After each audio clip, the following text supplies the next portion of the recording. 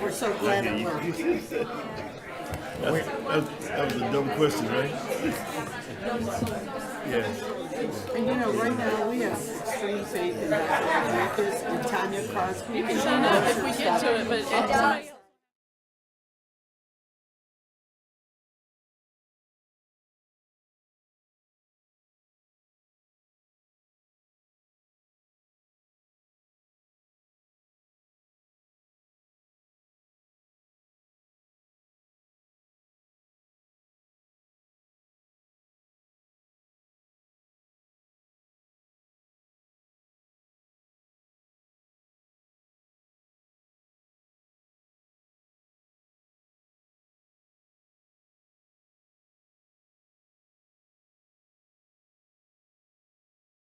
And Land Use Committee to order. Please rise for the Pledge of Allegiance.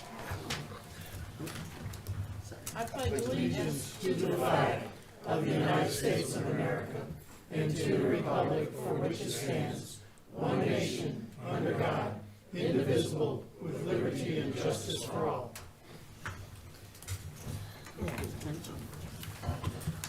Okay, good afternoon. Public notice of this meeting has been published and posted and distributed in compliance with the South Carolina Freedom of Information Act. Will you please confirm that, Ms. Brock? Yes, ma'am, I have. I'd like to entertain a motion to approve the agenda. So moved, Madam Chair. Okay, Councilman Dawson made the motion and Councilman Glover made the second. We had minutes from March 13th that were in our packet. Everyone had a chance to review those. Can we have a motion to approve those minutes? I motion. Okay, Ms. Brown made the motion. Is there a second? Okay, I heard Councilman Glover made the second. At this time, we have citizen comments. We had 8 people sign up. Yes, we just did the minutes. And this is the only period and the people who have signed up is all for item number 10. If there's anyone, so we have 8 people who signed up, but we only have time for 5 people at 3 minutes each. And I will not be giving anyone time from someone else's time. So the first 5 people who signed up, please come forward when your name's called and give us your address and the item you are wishing to speak about. Stuart Yarborough. My name's Stuart Yarborough. My address is 28 Prospect Road, Defusky Island, South Carolina, and I'm speaking on the short-term rental proposal for Defusky Island. Would you like for me to start? Sure. Your clock started. Hold on, I got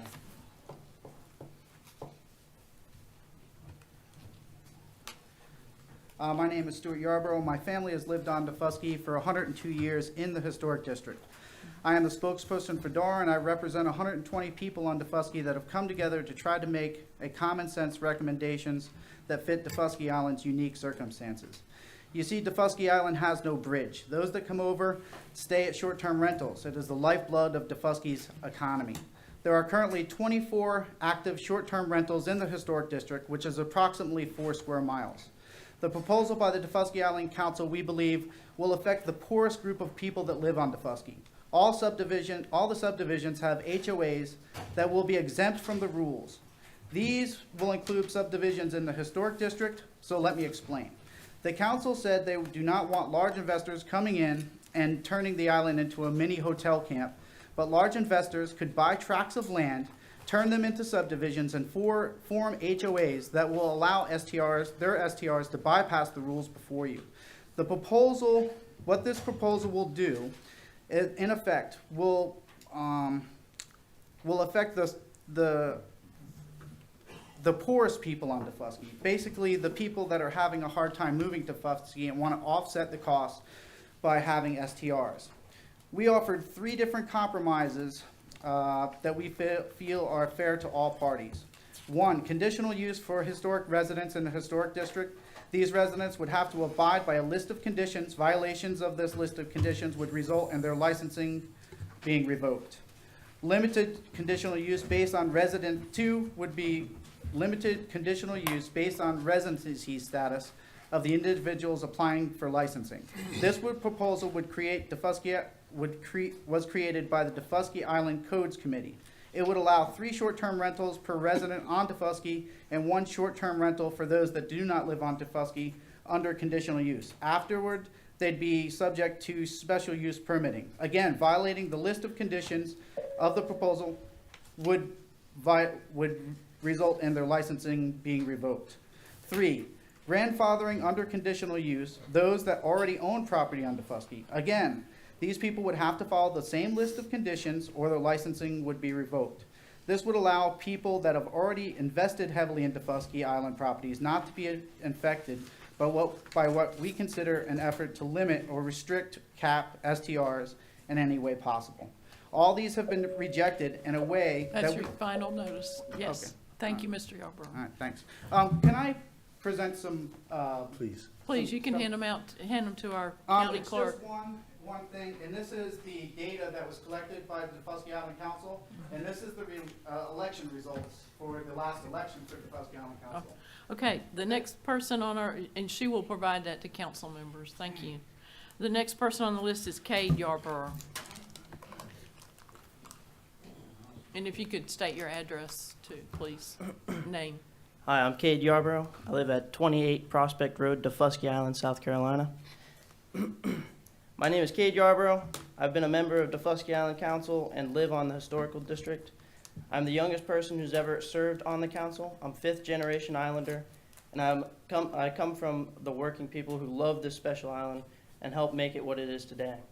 My family was here during the island in the recession that started in 2008, and I will never forget the hardships that we went through when it was difficult to earn a living.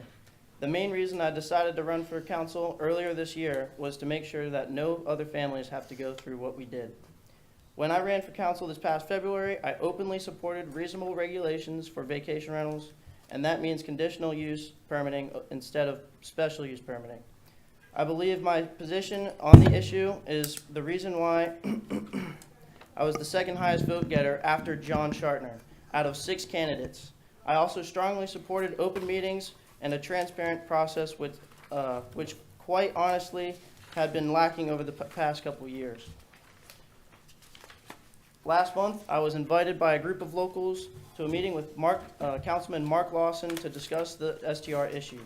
Mr. Lawson recommended the best way to approach the issue was through the Defusky Island Council, a monthly meeting that was held that day, which was when I sponsored a motion to change the council's position on the STR issue. In other words, the motion supported conditional use permitting instead of special use permitting. I have given a copy of that motion. The council chairman was not at the meeting, and later that night, I was shocked to receive an email from him saying that my motion was illegal because there was not a 7-day notice as required by the bylaws. In fact, that was not true, and I proved him and the other council members that requirement was not in the bylaws. The next morning, the chairman then notified all council members that I had violated the council's code of ethics because I supposedly had financial interest in the issue. Because of one of my jobs is driving a transportation van for my dad's business. He threatened me with removal from the council. When my fellow council member Taylor Moran disagreed, the chairman then threatened her with removal because of one of her jobs is cleaning houses, including a few STRs. And the truth is, every council member except John Shartner earns income from vacation guests, including the chairman who sells books and gives tours to tourists. It's almost impossible here to make a living without being involved with a tourist one way or another. The chairman then called for a closed council meeting to investigate the 2 of us, and that the meeting was held on the front porch on Sunday morning. He ended up not having a quorum and then referred the matter to a committee. Thank you, Mr. Yarborough. Next on the list is it Deborah Smith? Is that correct? Good morning. My name is Deborah Smith. I have 2 addresses on Defusky, 7 Forest Lake Drive and 293 School Road. I'm the former chair of the Defusky Island Council. I served on it for 6 years, was chair for the last couple of years. I have been a supporter of reasonable STR regulations. This isn't a pro-STR, anti-STR. There's nobody who's been involved in this doesn't think that STR should be regulated. The compromise that was hard fought and came after almost a year of hearings and public forums and so on and so forth includes the most extensive list of conditions that we've seen anywhere in Beaufort County or most other places. Everybody went along with this list based on there being conditional permitting instead of special use permitting. However, and it passed unanimously from the Codes Committee. However, when it got to the full council, the chairman didn't like that, led the fight against it. The motion was defeated. He came back with his own proposal that had everything in there that we had conceded on, but had taken out conditional use and instead put in special use permitting. It's a great burden, and it's very onerous for people on Defusky to have to go through the process of coming to the county for staff meetings and then coming to the zoning board of appeals and going through all of that process. And, you know, we've been told that other people in unincorporated Beaufort County do this. Defusky is different. First of all, we have our own Defusky Island code and plan. We were told that if that the community make its views known, the code would be amended by the council. Second, we have to take a vote. And that makes it much more difficult, especially with 5 o'clock meetings by the zoning board of appeals. It means an overnight stay for guests. It's an onerous burden, and it's only one that's being proposed for people who live in the historic district, which is everything outside of the private communities. So people who have properties in the more affluent Bloody Point, Melrose, and other areas, they don't have to go through this. It's only what's essentially the working folks in Defusky that have to go through this onerous process. And the only people who say it's not a problem and they can do tweaks and they can make it easier, the only people who are saying that are people who don't have to go through the process themselves. We're asking you to, as Stuart mentioned, it's been said we're not compromising. We have compromised over and over again. We've gone along with 3 compromise versions, and every one of them has been torpedoed in one way or another. We still stand ready to compromise. And we ask you to either amend this version so that it's conditional use instead of special use, or table it, tell both sides to get together and come up with another compromise. Thank you very much for your time. Okay, thank you. Next on the list is Taylor Moran. Am I pronouncing the last name? Yes, ma'am. Okay, if you could state your name and address, please. Hi, my name is Taylor Moran. My address is 323 School Road, and I am a member of the Defusky Island Council. I've lived over on Defusky for 4 years, and I clean STRs, I clean residential houses, I walk STR guests' dogs, I take care of their dogs. I also take care of a number of other properties with STR owners, etc. And there are a group of the STR owners that I take care of.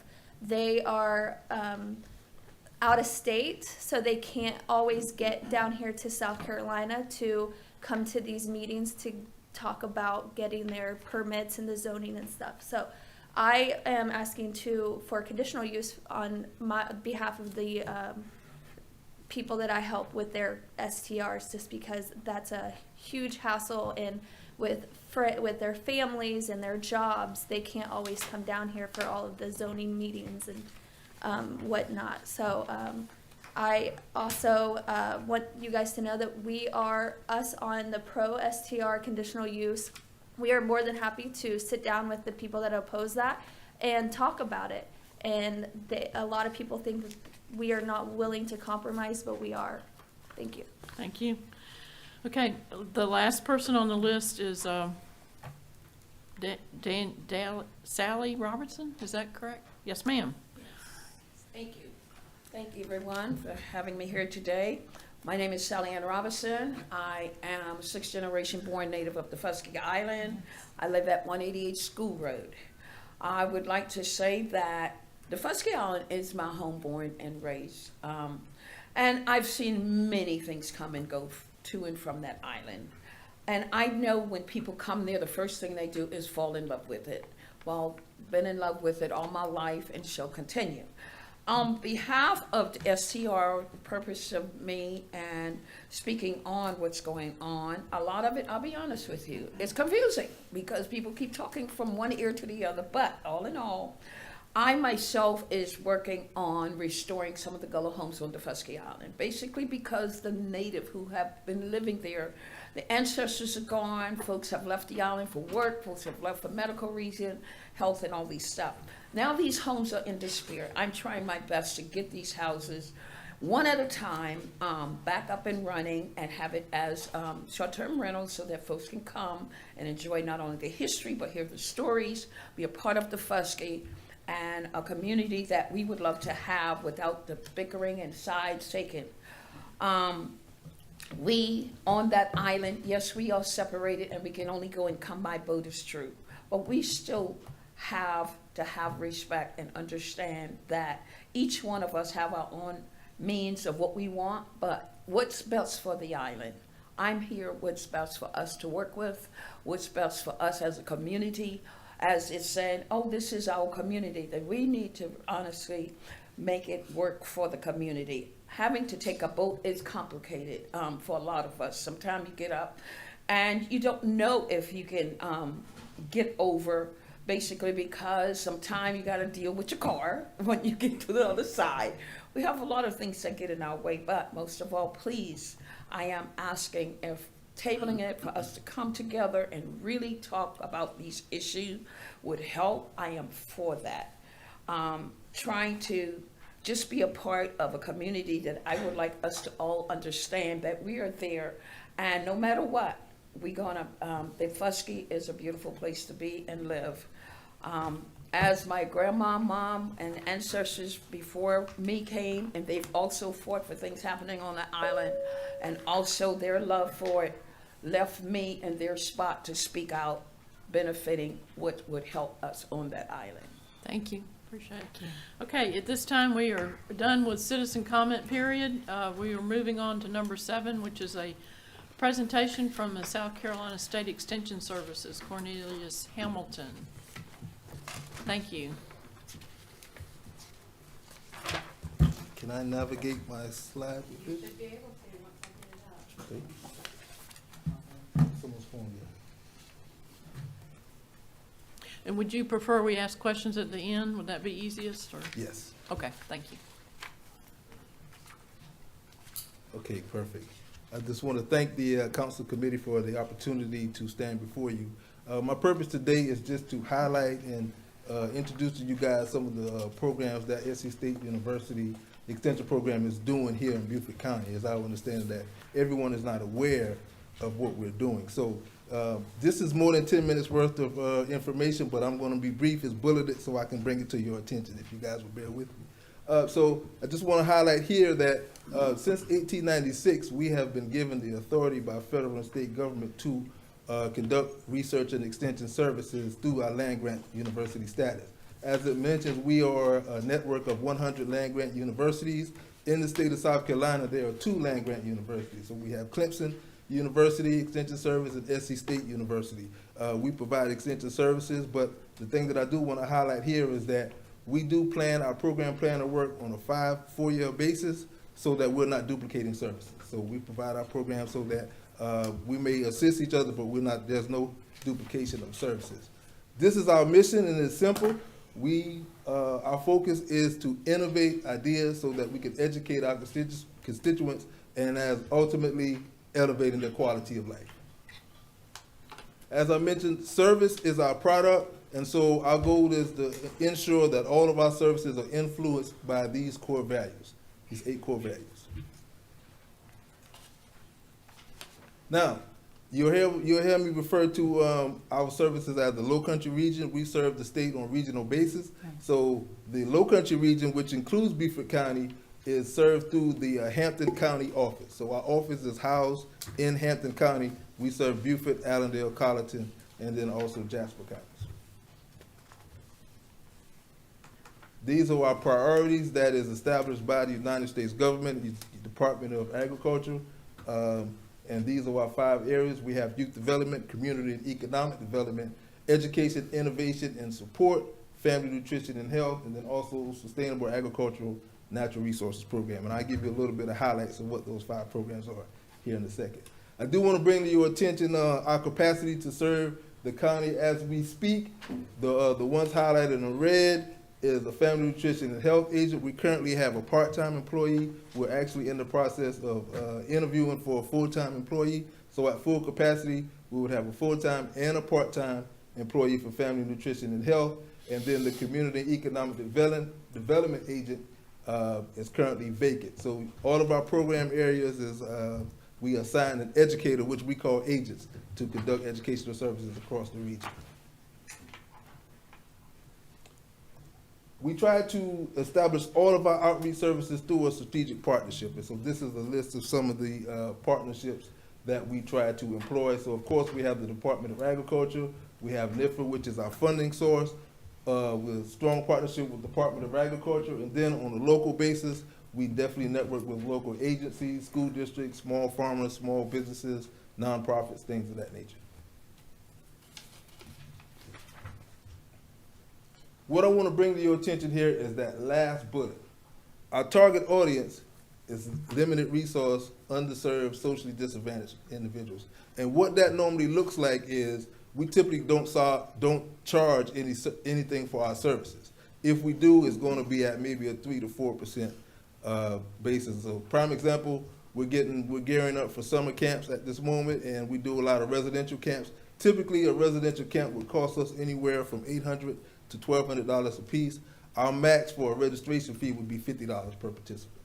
We currently have about 16 participants registered for Beaufort County. Our 4-H and Youth Development Program, I assume that some of you guys may be familiar with 4-H. Hopefully some of you guys have been 4-H participants growing up. But we also conduct 4-H programs. We specialize in more so of the youth development programs. But these are our 4 program areas, priority areas. So citizenship, civic engagement, leadership, things of that nature, healthy lifestyles programs, financial management. We adopt a Money Smart curriculum, which is designed by the FDIC. And then also our stream, which is science, technology, reading, engineering, arts and agriculture, and then also mathematics. Our community and economic development program, now while, like I said earlier, we do not have an agent, so what we do when applicable, we call on the services of our statewide program team leader to provide these services. Small business development, nonprofit organization development, securing funding sources for small businesses and nonprofits, grassroots organizations, things of that nature. We also help with website development, and then we do adult and also youth entrepreneurship development.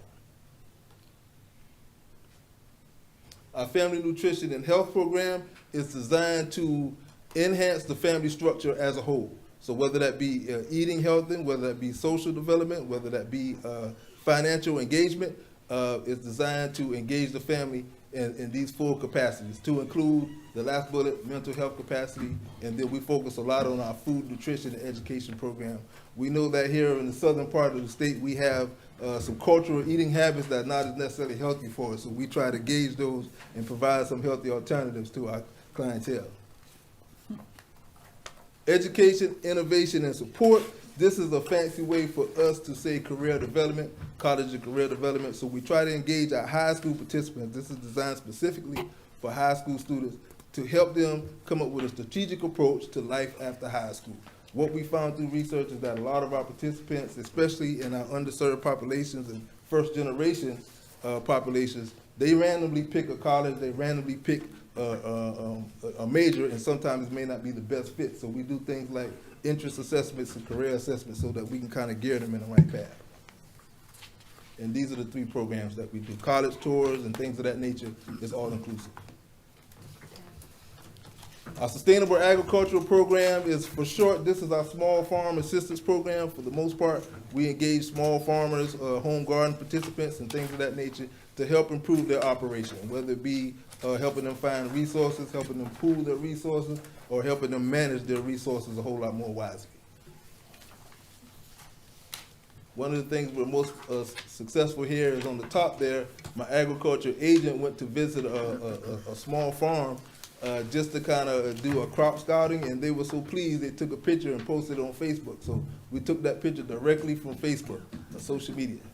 They wanted to post that they passed their assessment that day.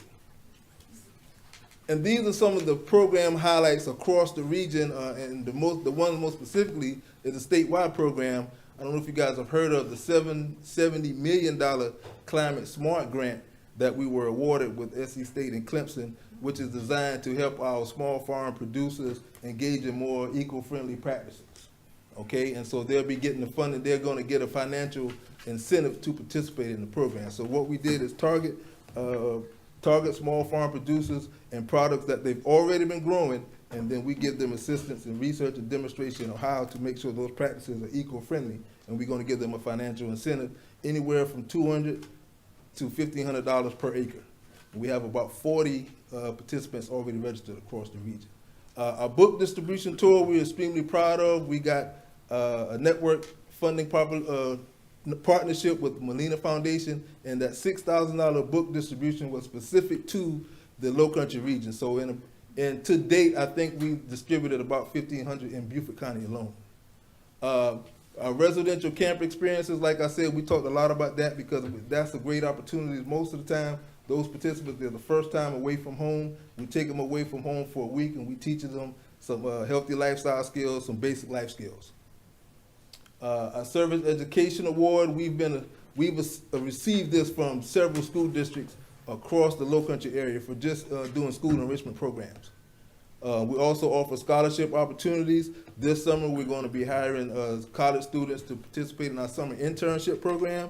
And then more specifically, with us being a very rural area, we focus a lot on risk management education for our small farm participants. And this is just another highlight of some of the regions that we serve across the state, and we expect it to add two regions, here in the near future. This is the breakdown of some of the what our programs has done in the past, but more specifically, I wanted to show that we increased maybe 10 to 15% participation on an annual basis. So as you can see, our the Forest Youth Development is going to go from maybe 1,900 to about 2,500, and that's per educator. And that's our totals there per educator. Expected to go up from about 3,800 to 4,800 on an annual basis. Benefits to Beaufort County. And this is specific to we went back and did all the evaluations for participants from Beaufort County in the past. And what we've shown is that 85% of the participants indicate knowledge gain at the end of the program. 50% of those participants have indicated or displayed a change in behavior. And so what that means is on day one, they may have indicated that they eat maybe one fruit a week, and then at the end of the program, we've shown where they've increased their fruit intake or increased their water intake or physical activity. We also provide indirect educational resources. This is big to us because to serve on a regional basis, and we're limited to about 7 educators to serve 5 counties. And so what we'll do when we have requests that we can't physically or do in person, we'll do a train the trainer, or we'll provide the resources for a school or a church or a community center or even a farmer so that they can have the information at their, at their disposal. And then, of course, agriculture and small business technical assistance. As I noted in the picture, we do a lot of one-on-one demonstrations and workshops with our small farm participants. And so with all that being said, I do have a request for the county. This is why I'm here. But I think you guys will be glad to find that we're not asking for money today. Our request is just a letter of report saying that the Beaufort County is in tune with some of the services that we're providing, and you support us to continue serving the constituents of Beaufort County. Also, we want an in-kind request for facility use. When applicable, there's times where we're just looking for facilities to conduct services, conduct workshops, programs, things of that nature. And so when applicable, we would love for those uses to be in kind, maybe waive the service fee or things like that. Next request is advocates and volunteer referrals. When we're designing our programs, we like to get feedback from the local constituents. So We would love to have some individuals, if you guys have somebody that you can refer to us that maybe can sit on a focus group or sit on an advisor council and advise us on how we can enhance our program delivery. That's a big part of our program. And the last thing is assistance with marketing. So whenever we're doing a program that is specific to Beaufort County and is going to benefit the constituents of Beaufort County, we just ask that you guys would consider helping us promote that, whether it be on the Beaufort County website or social media markets that you may have. Well, thank you, Mr. Hamilton. I'll open it up for questions. Can I Yes. just throw something out there? Yes, sir. Listening to you, first of all, fantastic. Appreciate you spending the time here. That's excellent. Thank you. Anything we can do to help you, please let us know. Thank you. What type of relationship do you have with the Southern Alliance or the Beaufort Economic Business Development? And I'm speaking on behalf of Hank maybe a little bit, but is there any commonality there? Are you communicating or getting some guidance from these incredible groups we have? Currently we are not. Why won't we do that? Well, hopefully we can. That's one of the reasons why I'm here, to enhance this partnership. As I mentioned, currently that position is vacant. Well, let me tell you, I'm 3 months into this. Never had Three? this type of position. 3 months in Okay. this council. Great. We have incredible people. This John O'Toole with the Economic Yes. Council, and the folks at the Southern Alliance. I think you guys would do pretty well. I'd like to talk to Hank love about it. this and get I would something love it. going, but these kids, I think they benefit immensely. I think we'd learn a lot as well. Great, Mr. Hank, I would love the opportunity to sit down. And Sorry do to put you on the spot like that, but I was about to say, he looks familiar, so I think I met him before. listen. I promise you that wasn't strategic. But Hank, good That to wasn't see you set again, man. up. I'd like to give you my card and help you Yes, out sir. with that. Yes, sir. Yep. Other I- comments, I questions? have a Ms. question. Brown? Yes, ma'am. Is Mr. Flagler still the coach there at South Carolina State? Mr. Who? Flagler? No. Flagler? Yeah, but don't know. I don't Okay. think so. He was there a few years ago. Football? Pardon me? He was football coach? No, basketball. Oh, no, he's not. He's not. The Oh, coach. no, he's not. He's Okay. not the coach. Just wondering. Any other comments, questions? Just Councilman Glover? Yeah, Mr. Hamilton, I know him well, and I think, Madam Chairman, a letter of support to the agency would be in Okay. order if we could. Make it that, do we need a form of motion to do? motion. We'll- Is that appropriate at this time? I sure would like to make that motion. Okay, do we have a second? I'll second that. Thank you. Thank you. Yeah. And we'll Love to work second with Ms. that. Brock on the wording and with you on what you want in that letter, so. And Great. Yes, sir. There's, and before you carry out the motion. Well, I didn't vote. We want to discuss that before we No, vote? no, go ahead and vote, and then we'll come back and discuss. Without objection, we'll do a letter of support. We can Thank do you. that, I Yeah. think, at the committee level. maybe. Thank Okay. you. They've been involved in Beaufort County for years, and Mr. Hamilton did not really talk about the difference. He kind of summarized the difference between the 1890 and the 1862 Extension Service. Yes, sir. But let me just say this, that I worked with the 1862, he's worked with the 1890. There's always been, on the local level, a good relationship between the agencies. We've done, when I was working with Clemson, we've done programs together. We've supported each other. And one of the things I would say, Clemson has always been an agency that worked a lot with larger, more advanced farmers. That's right. 1890 has really worked with a lot of small farmers and working with them. So it has really done a great job of balancing the two. And so there's no duplication of services. There's Complimentary. a lot out there for both agencies to be addressing, but they really work with the small producers well. That's right. So I just wanted to say that, because he wouldn't say it. Thank you. They're very I'm complimentary. trying to to stay each in my other. 10-minute window. Any Thank you so other- much, Council Glover. It's important. Any other comments, questions? I had one question. Do Yes, you ma'am. work a lot with the senior centers like on St. Helena or? Actually, we do. We do. My family nutrition and health agents, as well as we have an expanded nutrition education program. We do a lot with the senior citizens. We go in and do a lot of healthy lifestyles programs, and a lot of times we do actual physical activities physical activity exercises that they could do at home, so without equipment. So whether it be sitting down, standing up, a lot of basic stuff that we may overlook that we kind of help them with. And our Parks and Recreation program has done a lot in the past year to get those programs back up and running since the pandemic. So Yeah, so I'm glad to hear you're working with that. We're actually, sorry, I didn't mean to cut you short, but we're actually, having conversation with some of the parks and recs and YMCA's to help with some of their summer programming so that we can come in and teach some healthy lifestyles and some youth development activities. Great. Well, we really appreciate your time, and we'll work on getting you that letter of support. Thank you so again. much. Okay. That card. Yes, sir. Next on our agenda will be Abby Parsha. Is she here? Let's talk about sea level impacts. Miss Abby, I'm sorry, I can't say. I was. Oh, well, let's just go with your whole name then, if you will, and tell us what you're going to talk about. And we're looking at the clock, but we know you can tell us what you can in 10 minutes. So. Great. Again, I should have slides coming up as well. Okay. Could you introduce yourself? Yes, I am Amanda Guthrie. I am with South Carolina Sea Grant Consortium. Like we were hearing about the land grant, we are a sea grant. And so for our ways, we work in coastal and marine environments.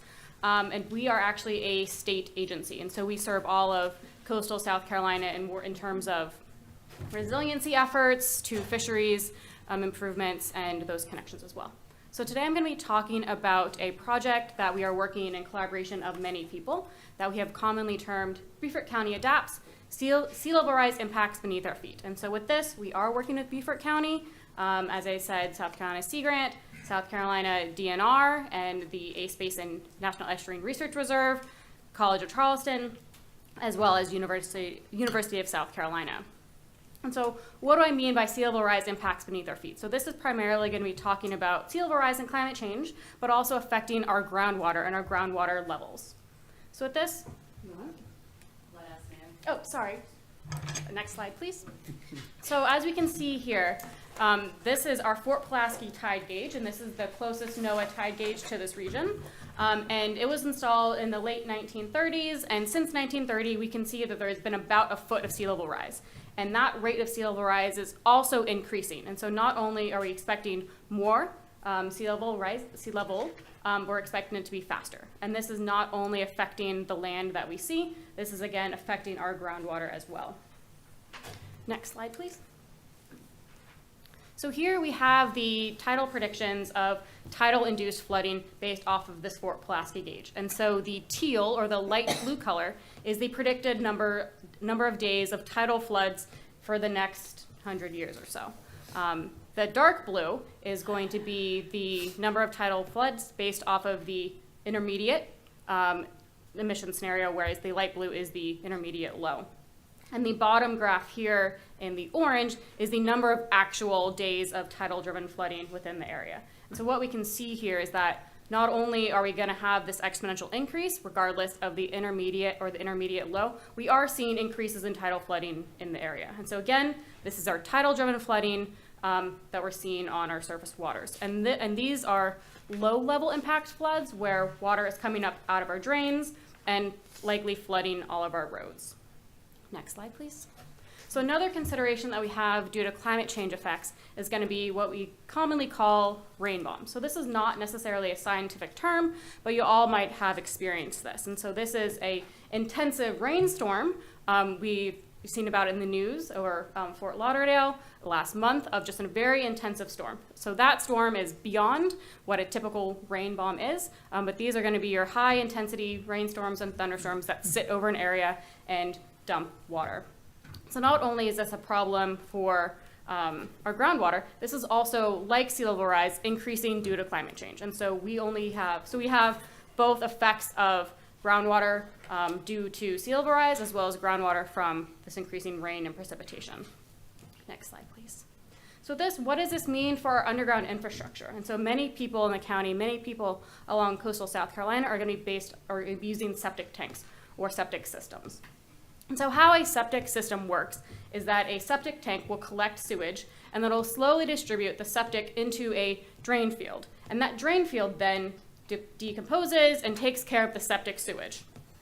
But when we have groundwater rising, that area has less ability to actually manage and mitigate the septic system. So this will cause outflow of more nutrients into our waters, as well as cause problems with septic rising to the surface because the water is coming up as well. And so we have impacts where people have seen septic in their backyards, as well as there has been evidence of water being affected by more fecal coliform.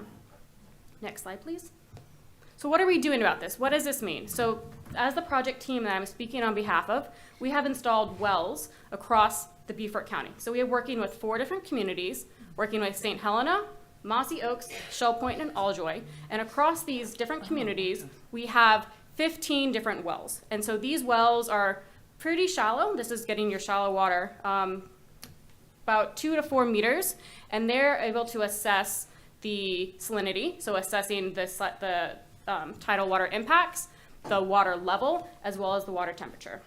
And so through this, we're able to understand where the water is. And so you can see the wells in these pictures that are being installed. So they're fairly low along the surface as well, and they're basically just PVC pipes with data recorders in the middle. Next slide, please. So this is some of our preliminary data that we're finding. And so this top figure, what I have graph 1 is rainfall, is actually the rainfall that's been collected by nearby rain gauges from Weather Underground. And you can see that there are seasonal implications of higher rain when it peaks to the top. Then we also have the tide gauges. And again, this is going to be our Fort Pulaski tide gauge. And we see the up and down of the daily motions. The last graph is going to be the most important here, and that's our well data. So we have 2 different wells here. One well is going to be in your orange, or sorry, well 2 is in your orange, and well 1 is in blue.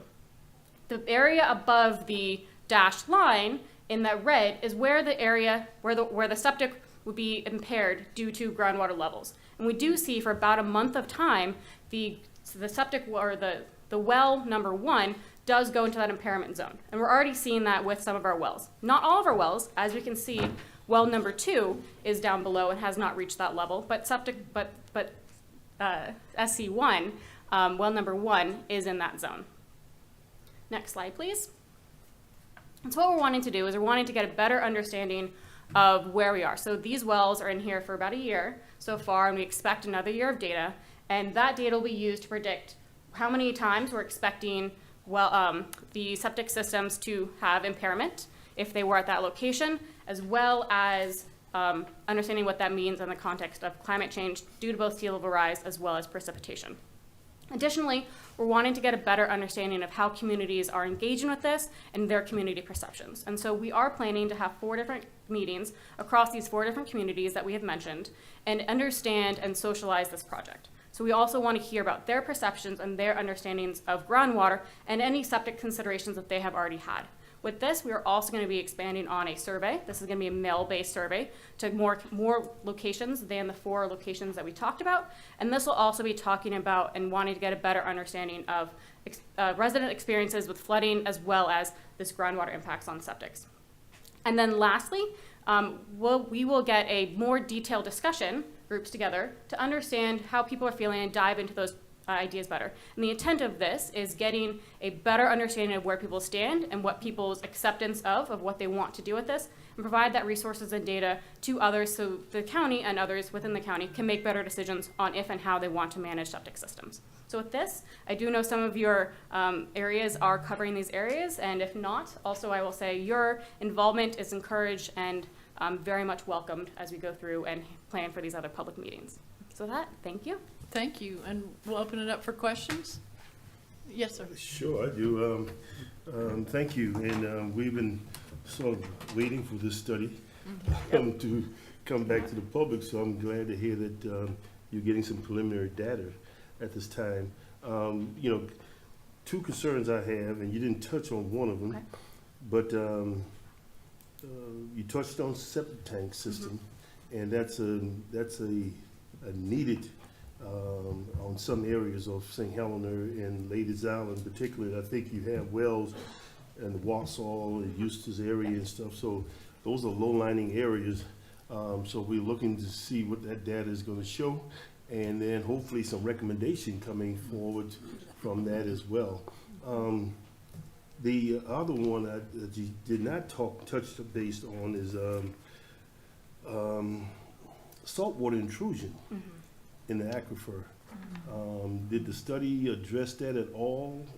Is that something that need further data on? Because one of the concerns I have is basically in the aquifer, Yep. where a lot of our farmers, both small and large, are using that groundwater Yes.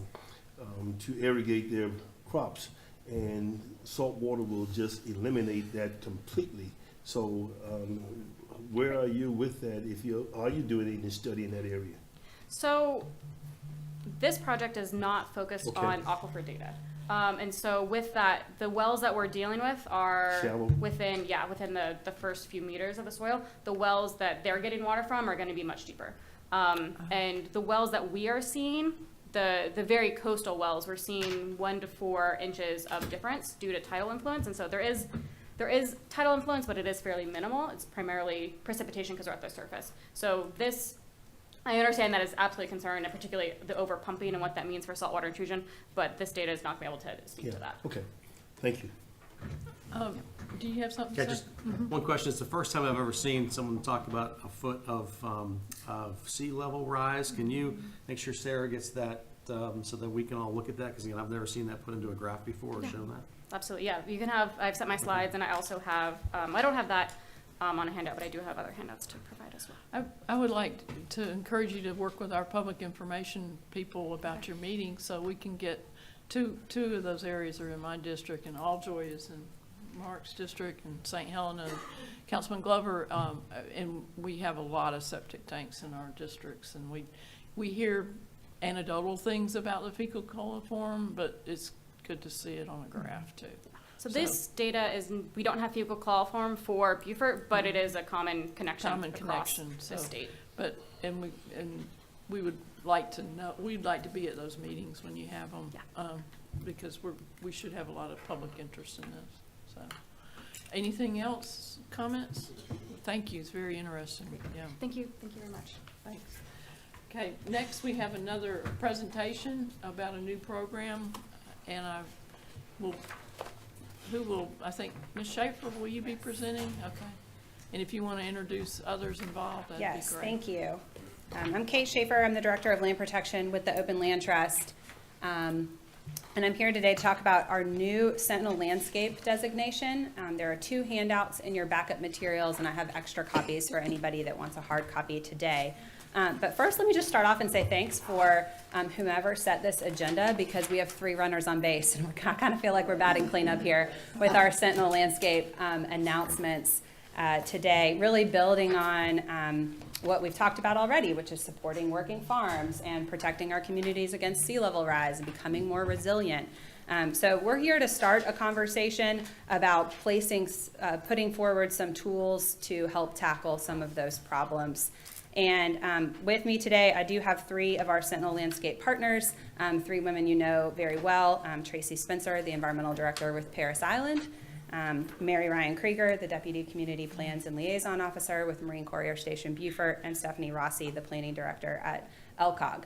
And this whole designation and the application process and what I'm about to talk about really wouldn't have happened without the 3 of them, without partners, and I'll name a few, but one of the things that we're most proud of in receiving this designation is the broad partnership that we have, and the federal government actually acknowledged and thanked us for that when we applied. So what are we talking about? What is it to be designated as a Sentinel Landscape, and what does it mean for Beaufort County moving forward? Well, the Sentinel Landscape Program is a program that was started by the Department of Defense back in 2013, so it's celebrating its 10th anniversary. And really, one of the goals was to build on the success the Department of Defense had been experiencing with its REPI program. And you all know the REPI program well, because Beaufort County was one of the early county partners in REPI, having been a partner since 2006. The Open Land Trust has been a partner in REPI since 2008. And the REPI program exists to fund and solve encroachment challenges around Marine Corps Air Station Beaufort and other installations. So the REPI program had been a big success from a land protection perspective. You'll hear us talk a lot about REPI in layman's terms, that pilots would rather fly over farms and forests than houses and billboards. That's the simple way I know how to explain it. I'm sure our Marine Corps partners could put a lot of oomph around that explanation, but that one makes sense to me and hopefully makes sense to everybody listening. The Sentinel Landscape Program emerged from that because the Department of Defense had seen so much success and an opportunity for further partnership. So the Sentinel Landscape Partnership is a program between the Department of Defense, the Department of Interior, and the USDA. So we're combining a lot of federal resources, Forest Service, NOAA, Fish and Wildlife Service, national parks, these federal agencies that sometimes operate in silos and that can work together to support defense missions throughout the country. There are 11 Sentinel landscapes, and the South Carolina Low Country was designated as the 11th in March. And so in your backup materials, you have a flyer showing the map of what we now call the South Carolina Low Country Sentinel Landscape. Our landscape is 2.2 million acres and includes Marine Corps Air Station Beaufort, Marine Corps Recruit Depot Paris Island, and what we commonly refer to as the Navy Hospital. And it also protects the spaces between the installations, which in our case means the space between Marine Corps Air Station Beaufort and Townsend Bombing Range across the Savannah River in Georgia. So the purple outline on that map is the outline of the landscape. I'll tell you a little bit about it. 58% of the landscape is nationally significant from a conservation perspective, including the Savannah River watershed, which is where we get our drinking water, as well as where our military installations get their drinking water. 55% of the total landscape includes, 55% of the total salt marsh in South Carolina is within this landscape, which when we think about resilience and sea level rise, allowing salt marsh to continue to exist as an ecosystem type and marshes to migrate inward as sea levels rise is going to be really important for the resilience of our larger community, but certainly our bases that are front lines. And 77% of our landscape is the military training route. So not just the area immediately around Marine Corps Air Station Beaufort or immediately around Paris Island, but the training routes that individuals who work and serve on the bases fly from, again, here from Townsend Bombing Range, drive to get to work, to take care of the installations and all of us. What does this mean? We hope that this synergy between federal agencies and state and local partners in this 2.2 million acre area will foster some partnerships that will allow us to be more efficient with any federal dollars that are available in the form of grants. Essentially, by pledging to work together, we are well positioned to take advantage of federal resources that are coming to the table because we can share ideas and make those dollars go farther and be used more efficiently. We also hope it will foster partnerships with private landowners that are continuing to farm or grow trees on their property or support the local economy in some way, shape, or form. And we've actually set out 5 goals to fulfill as a Sentinel Landscape ourselves. So goal number 1, in no particular order, is to reduce vulnerabilities to climate change by promoting nature-based solutions to restore or enhance the resilience of the landscape. You'll start hearing about this in terms of living shorelines and marsh migration corridors, to protect and enhance significant areas for imperiled species, endangered species that may not have to be relocated or have their habitat range be compromised by our urban growth or military operations. Goal 3, to protect source water supplies and quality, thinking again about the Savannah River as our drinking water source. And goal 4, to protect and support working farms and forests and ensure equitable access to conservation programs to prevent development that is incompatible with military operations. So private landowners and the opportunity to continue to utilize the land in a compatible way are part and parcel of that. And then the 5th goal, which really sums out the other, what does this mean for us answer, is to establish and promote the Low Country Sentinel Landscape to ensure long-term military readiness. So at the end of the day, this is a partnership that's based on shared resources and collaboration that will achieve shared success of these goals. We are so thankful Beaufort County submitted a letter of support for our application a little over a year and a half ago. We're thankful to have made it to the other side of the designation process with a positive result.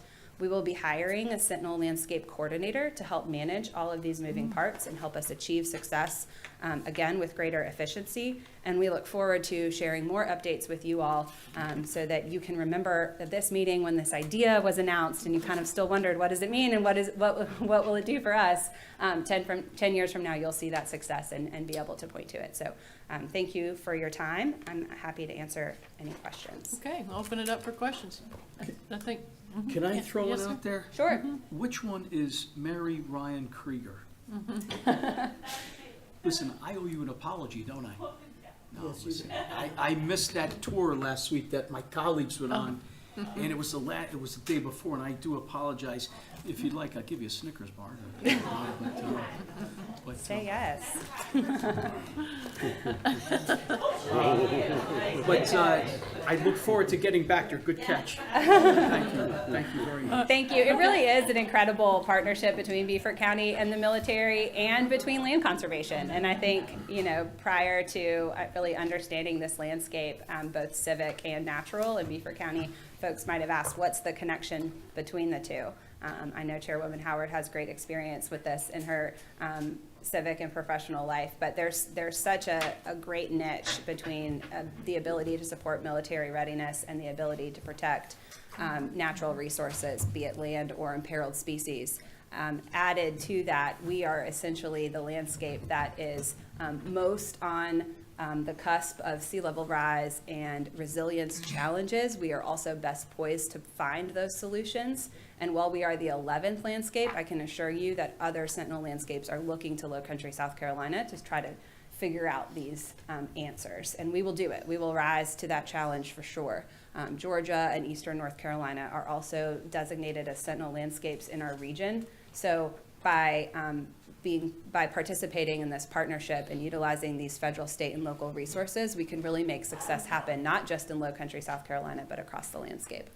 And I'd like to repeat, 11 in the country, in the 11 in United the country. States. So that is quite an accomplishment that y'all have done. And it wasn't, I know it was not easy to get approval. Are there any other questions? Can I have Yes, a ma'am. comment? I believe it was Mary, when we toured MCAS, kind of dropped a little nugget about encroachment. Yes, and that was she sort of opened the door for you today. Great. Well, like I said, thank you to those setting the agenda. So it makes it great to really display the synergy between all of the different organizations and the partnerships that we're so lucky to have here. And this will, if you look, we all got this in our package, but if you look at all the agencies involved, there'll be great opportunities for partnerships with our new program with Green Space too, I think. So it all builds together. Okay, thank you very Absolutely. much. All right, I'm going to leave my packet of handouts over here. If anyone, even in the public, would like, I have 20 copies of each. Great. Yeah. All right, moving along. Those were our 3 presentations, and they all did fit well together. Now we're down to business on recommend approval of number 10, an ordinance for text amendment to the CDC Code, Appendix B, the Defusky Island Community Development Code, to amend Division B.3, Section B.3.2, and a new subsection regarding short-term rentals to allow the usage of short-term rentals as a special use in D2 rural, D2-CP, and D2GH, and D3 neighborhood. And a permitted use, yes, sir. Go ahead. You And a finish those. permitted use in D4 mixed use, D5 village center, and D5 general commercial. And I think, Let me just help Robert and set this up where. Yes, sir. I mean, obviously, a year ago, council, because of the state law change in business licenses, we then changed our business license law, which required anyone that was going to do a short-term rental to get a business license. Defusky, there's no hotel over there, so most people are short-term rentals when they come over, whether it's a week-long, daily. So that then brought the need, because the zoning for many areas over there did not allow for short-term rentals. I mean, who would have thought 10 years ago that Airbnb was even a thing?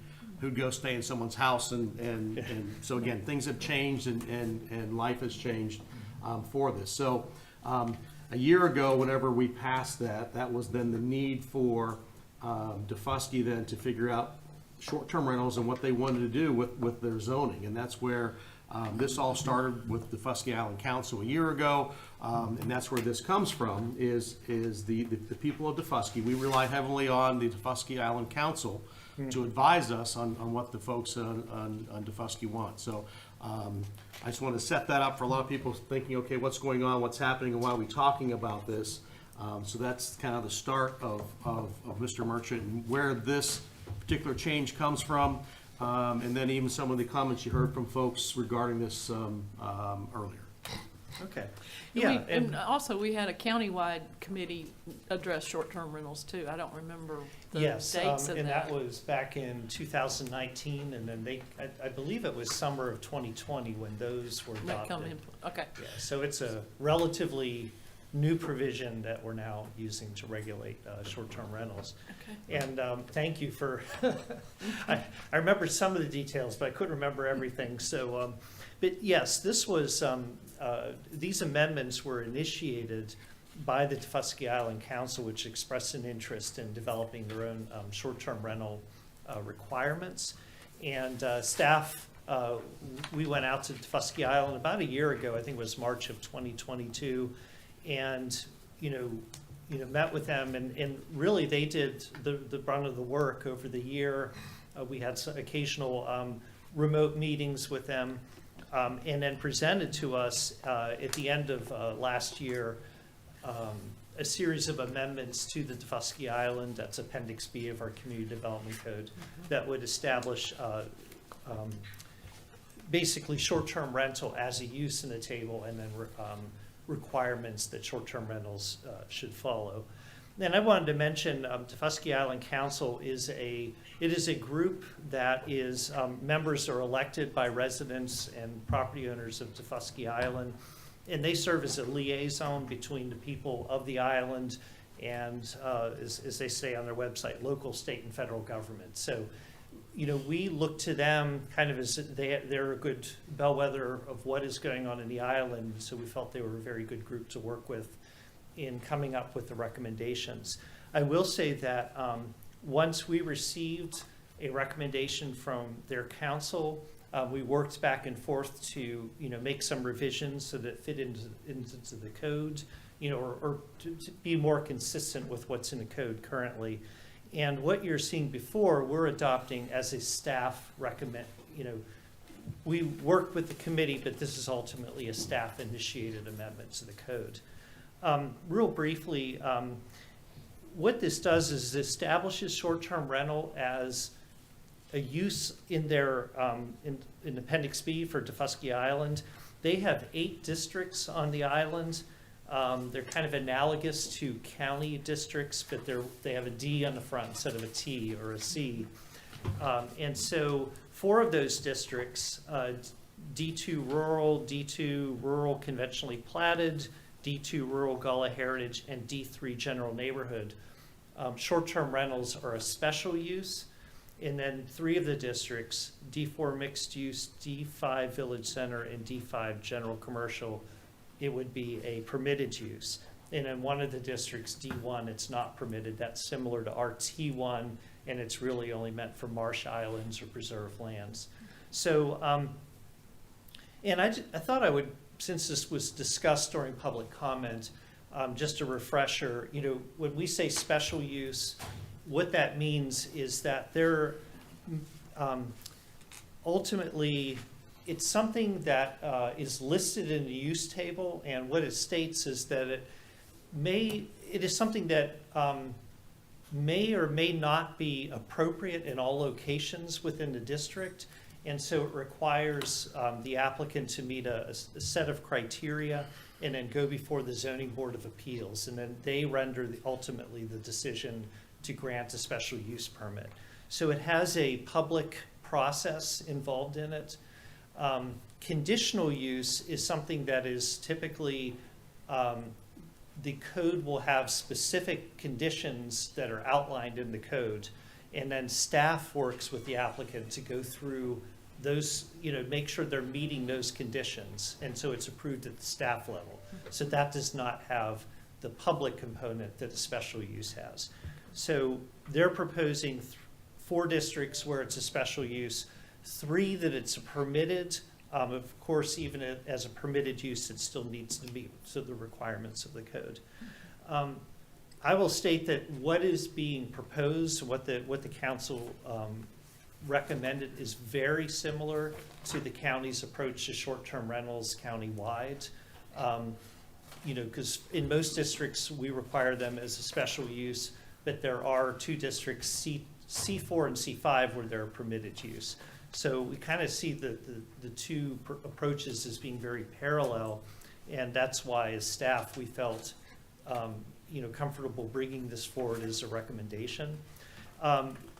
We have, over the last several years, been administering short-term rentals, and I've been kind of watching it work, you know, firsthand. And for the most part, special use process, as long as they're meeting the requirements, as long as there's no issues with the private covenants, you know, if they're in a subdivision that already has covenants and restrictions that don't allow commercial uses, you know, for the most part, the board has been granting special use permits. There have been a few cases where people have brought short-term rentals, and there have been, it may have been a short-term rental that has been operated already, and they were coming forward for a permit to be compliant with the code.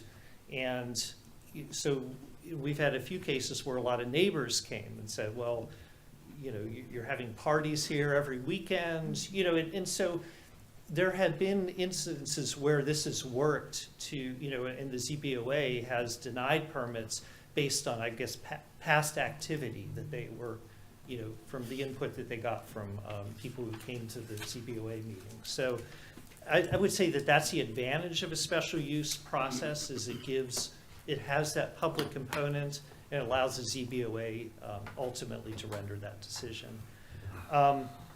So this went to our planning commission. At that time, they recommended they recommended approval, or that council approve the application, with one exception. There is a provision in the Daufuskie Island short-term rental requirements that requires an insurance certificate verifying public liability insurance of $500,000. The Planning Commission felt that that was overreach, and they recommended not to include that provision. So that's their recommendation to council. Before we open it up for others' comment, I have a question specifically about that. What does our county, our other unincorporated areas for short-term rentals, do we require that? No, we don't. We don't. Okay, thank you. That was my biggest, all right, let's open it up for questions. Yes, sir. Councilman. I seem to have a couple here tonight, and I don't know why, but Robert, thank you. I get the special use, the conditional use, and the no use. I get all that verbiage. I heard from some people tonight that the process that we provide to them is a little bit cumbersome and challenging. Did anybody hear that, or did I take some notes down? Like, they're coming here and it's hard to get over here. How is that process working? I mean, can we make that easier for the people to take care of whatever they have to do, whatever permits they have to fill out? Does that make sense? Yeah, and I think that that's possible. I mean, I think that the ZBOA would, you know, I can't speak for the chairman, but I think they'd be amenable to allowing such things as remote, you know, people to by Zoom, join in by Zoom or. Is that what I heard tonight from people that came up here that have issues with that? I think so. I think That's exactly what you heard. yes. Okay, so. But it again, is possible to do it by Zoom. Yeah. I think. Cool. Yeah, I mean, we haven't been typically doing that, but I mean, I think that you can, Make. you know, Thank you. obviously there's no boat leaving after meetings are over, so, Sure. yeah. Yes, sir. Councilman Ross. Obviously, this is my district, so as you heard people talk when they came in here, and again, I've had lots of conversations about this, is I think everybody is for the short-term rental and approving the changes in the code. I think what we heard today was there are people that are questioning whether it's the special use, which then that requires anybody and everybody to come back and ask for to get a permit, to get their business license, to be able to get the zoning that they need to have short-term rental. And some people here today were asking for conditional use. So if you can just give us more, because again, that's probably the biggest thing we're talking about today, is everyone is for the rental program. It's for whether we as a county say, okay, no, it's it's special use, which special use, you have to go through a lot more hurdles to get that permit. Or if it was determined to be conditional use, how much easier is it to get a permit? And there's pros and cons for both, but if you can just speak on that real quick, that would help to educate everyone up here what we're actually voting on and what the differences are. Yeah, I think the big difference is that special use has to go to the Zoning Board of Appeals, and they render the decision. So it goes to a public meeting. If it were a conditional use, the application, the permit application would be decided by staff, you know, going down the list, making sure they're meeting a set of conditions. So that's, I think the biggest difference is, you know, whether it, you know, go into a public meeting and requiring. So what do we do countywide, Good question. other than DeFusky, for short-term rentals? Is it conditional or is it special use? It's a special use. Okay. Okay. So essentially what happens is many jurisdictions, as they're dealing with short-term rentals, basically specify how many short-term rentals you can have on a given street or in a given neighborhood or whatever. Once you meet that, it's off the table for any other person. I don't know how those will stand the challenges in court, if they ever have had that, because I don't know how you can say it's okay for a neighborhood or a street to have 4 short-term rentals, but the person that wants to put a 5th one on there, there's some sort of public safety or general welfare standard that's violated in that particular case. So the beauty of a special exception process or a special use process is that a public hearing is held in every case. And the community has a say-so in whether or not the short-term rentals began to change the character of their street or their neighborhood, or whether or not there's too much noise associated with it, or there's a bad situation going on in the neighborhood and things like that. If you go with conditional use, then all somebody's got to do is meet the conditions, and you can turn an entire street into a short-term rental, a neighborhood, and those people that may live there permanently wouldn't have any recourse other than to file for their own litigation through an attorney and court system. Yes, sir. Go ahead. So it would seem to me that we could serve both groups, the county at large, because it's a special use, and DeFusky Island, provided that we would be able to allow the special use hearing, public hearing, remote, because of the nature of DeFusky Island. Now, I would ask then for county attorney to weigh in. Is there a way we could do that that would be applicable to DeFusky Island without opening it up countywide to say, well, if you let DeFusky do it remote, I don't want to come either because I don't want to drive over from wherever. Well, I haven't given it any thought, obviously, but, you know, there's a compelling reason to do that. Okay. And we don't have to answer that tonight, but it seems to me that this is the appropriate answer to the people on DeFusky Island. It's a win-win situation. Just so council is aware, committee members are aware, we have done these remotely. We, a few months ago, did a couple of these short-term rental hearings.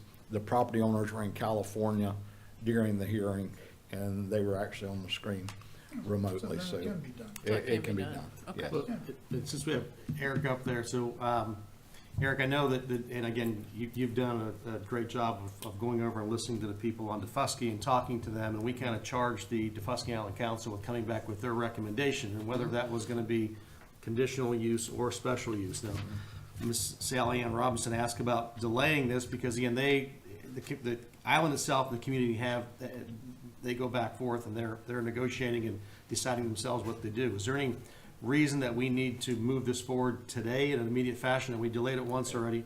It doesn't matter to us on staff. It's just no new short-term rentals can be approved on DeFusky Island until this gets dealt with.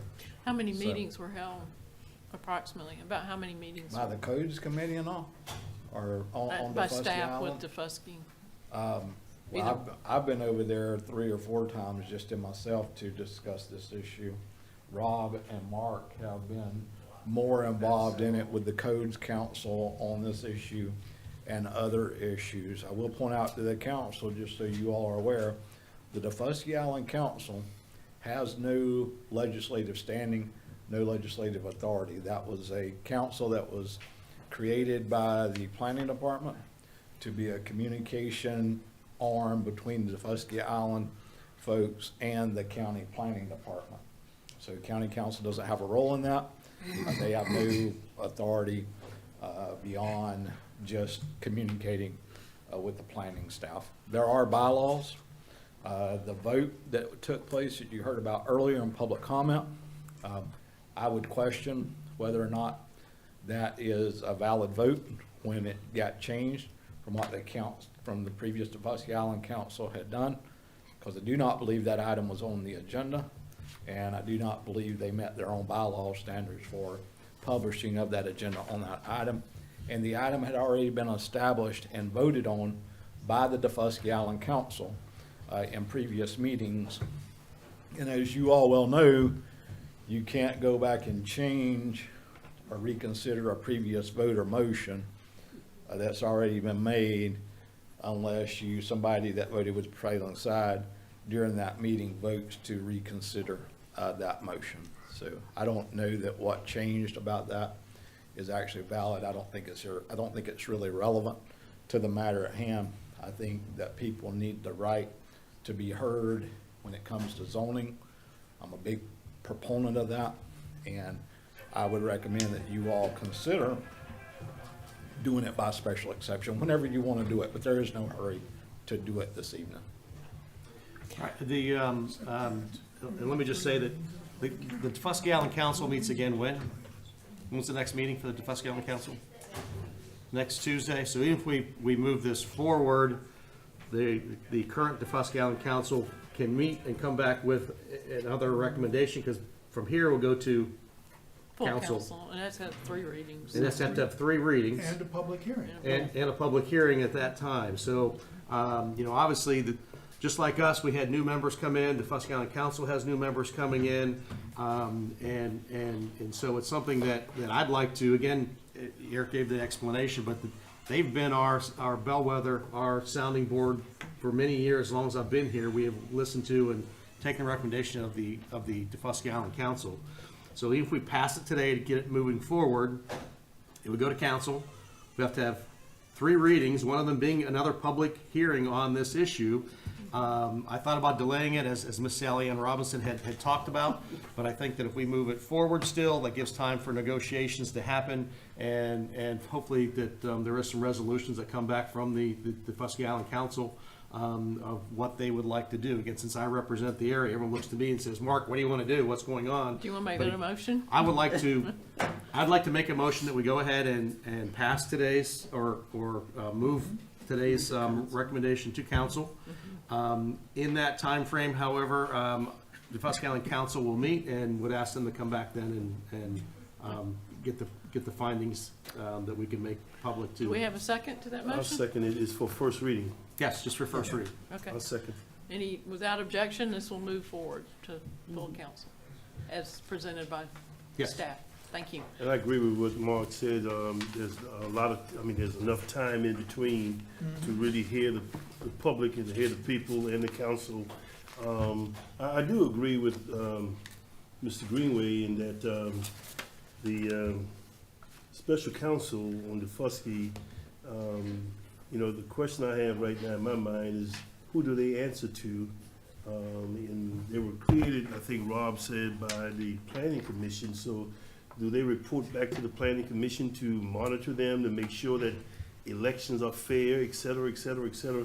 Those are some of the questions I may have going forward as well, because we don't want to create a monster out there that all of a sudden.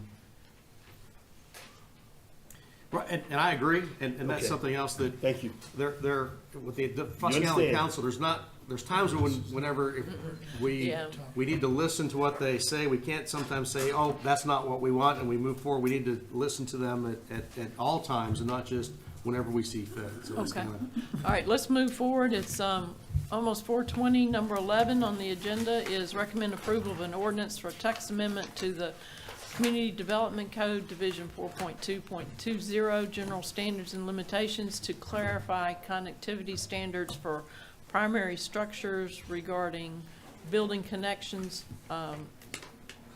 Division 4.230, to modify allowable density to provide opportunity for additional accessory dwelling unit and to provide flexibility for area of units.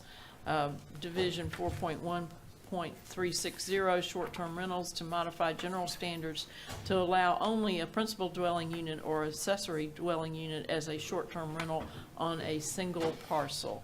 And will you be presenting, both of you? Okay. Mr. Merchant and Mr. Davis. Okay. I was going to kick this off, and I was going to let Mark go Okay. into the Sounds details. But basically, this is a kind of a bundle of 3 different amendments to the code that all address a type of development specific to areas of the county where we have large lot subdivisions and conservation subdivisions. The first amendment allows for a single-family house. If you consider, like, a large single-family house could be a 5,000 square foot single footprint on a property that has a great impact on, you have to take down a lot of trees. What this allows you to do is to take that and kind of break it up into sections connected by covered walkways, and allows you to work better with the landscape, existing trees, capitalize on views, things like that. The second, and this goes to an action the county council took several years ago. Planning department brought forward an amendment back in 2019, which basically this was a response to a concern about accessory or short-term rentals, where originally countywide every property was permitted a guest house and an accessory dwelling unit. We were concerned that that was going to be opening up more opportunity for short-term rentals, and so we amended the code to limit everyone to 1 accessory dwelling unit, and whether it was for a guest or rented out, that was not a distinction we made in the code.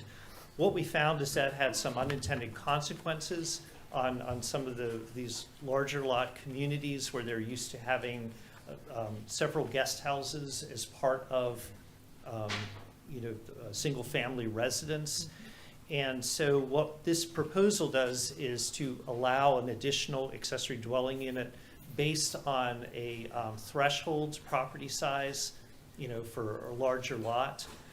And to address the short-term rental issue, the third amendment is basically limiting 1 short-term rental per property. So somebody couldn't create a single-family house, 2 accessory dwelling units, and rent them all out. So we think that would, I think, be able to address that initial concern that staff had. I'm going to let Mark address the details, and we'll go from there. Afternoon. So this is kind of familiar, I think, a little bit to everybody, not to kind of go in, but this first kind of came at us that was kind of just focusing on some areas of the county. So what we decided to do was look at this issue and try to make it so it could apply countywide.